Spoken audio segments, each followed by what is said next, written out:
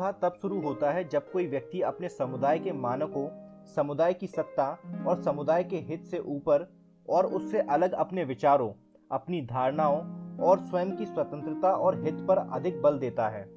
लेकिन यह सुधार आगे लगातार संपन्न होगा या नहीं, यह इस पर निर्भर करता है कि उस व्यक्ति का समुदाय उसके दृढ़ विचारों को किस सीमा तक समर्थन देता है। अगर समुदाय में सहनशीलता की भावना है और वह अपने लोगों से न्यायोचित व्यवहार करता है, तो ऐसे व्यक्ति अपने विचारों पर दृढ़ रहेंगे और अंततः अन्य लोगों को भी नए विचारों से सहमत कराने में सफल हो जाएंगे। किंतु दूसरी ओर अगर समुदाय सहनशील नहीं है और वह सही या गलत किसी भी उपाय से ऐसे व्यक्तियों की आवाज को दबा देता है, तो ऐसे व्यक्ति समाप्त हो जाएंगे और सुधार की आशा भी समाप्त हो जाएगी। आजकल किसी भी जाति के पास किसी भी ऐसे व्यक्ति को जाति से बहिष्कृत करने का पूरा अधिकार रहता है जिसने उस जाति के नियम को तोड़ने का अपराध किया हो। अगर इस बात को समझ लिया जाए कि जाति से बहिष्कृत होने का अर्थ है उसे समाज के किसी भी कार्य में भाग न लेने देना, तो वस्तुतः यह कहना कठिन है कि जाति बहिष्कार अधिक कठोर दंड है या मृत्यु। इसलिए आश्चर्य नहीं कि किसी हिंदू में यह साहस नहीं है कि वह जाति की सीमा को तोड़कर अपनी स्वतंत्रता की अभिव्यक्ति कर सके। यह सही है कि आदमी अपने सहयोगियों से पूर्णतः सहमत नहीं हो सकता, लेकिन यह भी सही है कि वह उनके बिना रह भी नहीं सकता। वह चाहता यह है कि उसके सभी साथी उसकी अपनी शर्तों पर उसके साथ रहें, लेकिन अगर वे लोग उसकी शर्तें नहीं मानते तो वह किसी भी शर्त पर उनका साथ लेने के लिए तैयार हो जाएगा, भले ही उसे इसके लिए पूर्णतः आत्मसमर्पण करना पड़े। कारण यह है कि कोई भी व्यक्ति समाज के बिना नहीं रह सकता। मनुष्य की असहायता का लाभ उसकी जाति हर समय उठाने के लिए तैयार रहती है और वह इस बात पर बल देती है कि सभी व्यक्ति उस जाति की संहिता का अक्षरशः और तत्वतः पूरा पालन करें। कोई भी जाति किसी भी सुधारवादी व्यक्ति के जीवन को नरक तुल्य बना देने के लिए षड्यंत्र करके बड़ी आसानी से अपने को संगठित कर सकती है। अगर षड्यंत्र अपराध है तो मेरी समझ में यह नहीं आता कि अगर कोई आदमी अपनी जाति के नियमों के विरुद्ध कुछ करने का साहस करता है तो उसे जाति बहिष्कृत करने के जघन्य अपराध को कानून में दंडनीय अपराध क्यों नहीं बनाया जाता।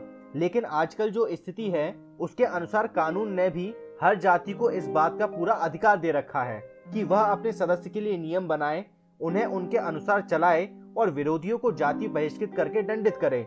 इस प्रकार रूढ़िवादियों ने सुधारकों को उत्पीड़ित करने और सुधारों को समाप्त करने के लिए जाति को सशक्त माध्यम के रूप में अपनाया है।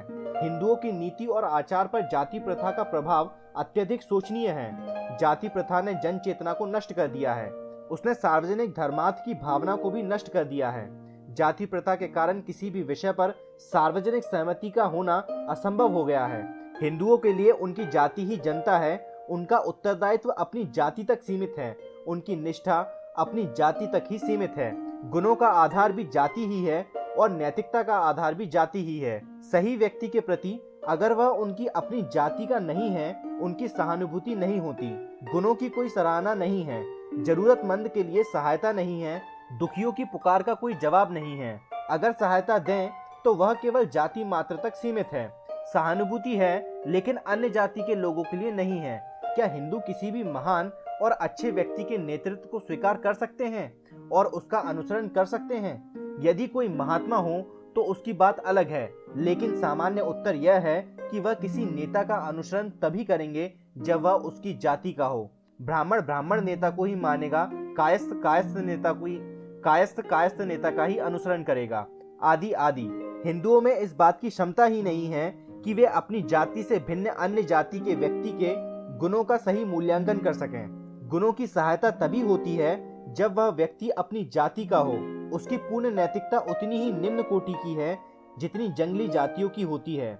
आदमी कैसा भी हो, सही या गलत, अच्छा या बुरा, बस अपनी जाति का होना चाहिए। न उन्हें गुणों की प्रशंसा से मतलब है, न बुराई के विरोध से। उनके लिए मुद्दा सिर्फ उतना ही है कि अपनी जाति का पक्ष लें या नहीं। क्या हिंदुओं ने अपनी जाति के हितों, स्वार्थों की रक्षा करने में अपने देश के प्रति विश्वासघात नहीं किया है?